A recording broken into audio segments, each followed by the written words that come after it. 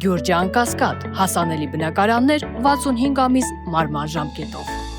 Շնորհակալություն մեծարգո վարչապետ, քաղաքացիական պայմանագիր կուսակցության հարգելի թիմակիցներ, հյուրեր, սիրելի քաղաքացիներ։ Թույլ տվեք նախ շնորհավորել բոլորիս ներքին ժողովրդավարական ընտրությունների կապակցությամբ։ Սա նշաձող է, որը մենք ինքներս ենք սահմանել մեզ համար, որպես արդարության, թափանցիկության և հավասար քաղաքական մասնակցության չափանիշ։ Եվ հենց այս չափանիշներն են, որ մենք հետևողականորեն կիրառել ենք մեր երկրի ժողովրդավարական կառավարման ճանապարհին։ Հարգելի ներկաներ, 2021 թվականին մեր երկրի համար ծայրահեղ ծանր ու բարդ իրավիճակում մեր քաղաքացիների իմաստնության շնորհիվ Հայաստանի Հանրապետությունը չշեղվեց ժողովրդավարության, անկախության և պետականության ուղուց։ Մեր քաղաքացիները մեզ, քաղաքացիական պայմանագիր կուսակցությանը, վստահեցին խաղաղություն հաստատելու պատասխանատվությունը և առաքելությունը, և իրենց քվեով պատվիրակեցին մեզ առաջ մղել այդ օրակարգը։ Այդ վստահությունը կառավարությունը վերածեց հստակ քաղաքական ուղեգծի, որդեգրելով խաղաղության ճանապարհը։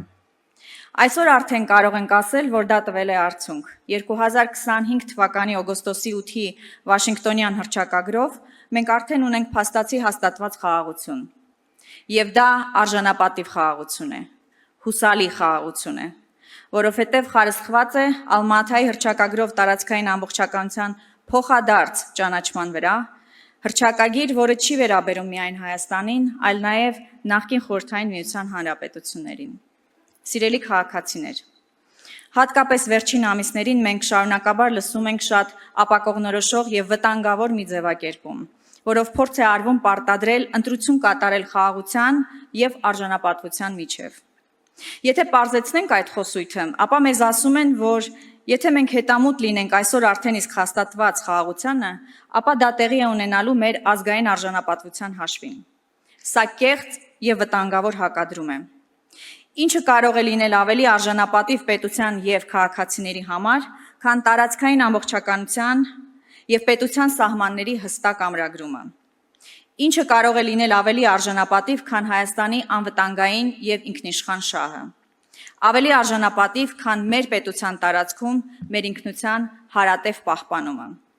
Խաղաղությունը և արժանապատվությունն իրար հետ հակադրության մեջ չեն, այլ խորապես փոխկապակցված են։ Չկա արժանապատվություն մշտական վախի, անորոշության և պատերազմի սպառնալիքի պայմաններում։ Նորից պիտի կրկնեմ. այն խաղաղությունը, որն ունենք այսօր, արժանապատիվ խաղաղություն է։ Դրա առանցքում մեր պետության անվտանգությունն է, մեր տարածքային ամբողջականությունն է, մեր անկախությունը, ինքնիշխանությունը ու մեր ինքնությունը։ Արժանապատիվ և տևական խաղաղության առանցքում իրական Հայաստանն է, իր միջազգայինորեն ճանաչված 27943 քառակուսի կիլոմետր տարածքով։ Սիրելի քաղաքացիներ, այժմ որպես պետություն և ժողովուրդ մեզ համար շատ ավելի լայն պատկեր է տեսանելի մեր պետության, տարածաշրջանի, աշխարհագրական կենտրոնների շահերի վերաբերյալ, քան 10, 20 կամ 30 տարի առաջ էր։ Եվ մեր բոլորի պատասխանատվությունն է թույլ չտալ, որ մեզ դարձյալ ներքաշեն ականջահաճո, բայց անիրականանալի երազանքների հորձանուտի մեջ, փորձելով վտանգել այն, ինչ ունենք այսօր՝ իրական, շոշափելի։ Մեր պատասխանատվությունն է կայացնել ռազմավարական որոշումներ, որոնք կապահովեն Հայաստանի Հանրապետության անվտանգ զարգացումը ոչ թե կարճաժամկետ, այլ տասնամյակների, հարյուրամյակների հեռանկարով։